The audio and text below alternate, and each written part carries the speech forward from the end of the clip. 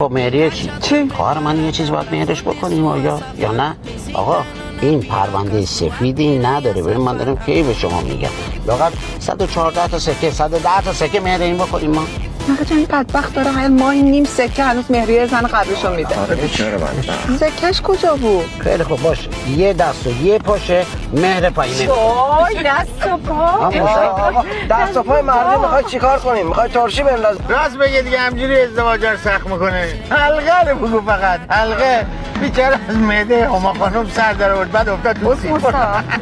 شیر پاک خورده ای اومد رحمت و مشاوره داد گفت بیا رمانتیک بازی در بیار. چجوری؟ حلقه رو بذار داخل بستنیش غافل از این که بستنی میذاره جلو عروس خاله حلقه رو میخوره. سرده کن سرده کن من خواهرم نمیذارم کنار دست این بشر بشه. سرده کن من فهیمه رو به این نمیدم. سرده آقا کن برای چی سرتا میکنه؟ سرده کن سرتا میکنه حاجی. سرتا کن. بوسو سرتا کن. جون محمد جواد سرتا سرطان میکنه. سرده نکن سرده نکن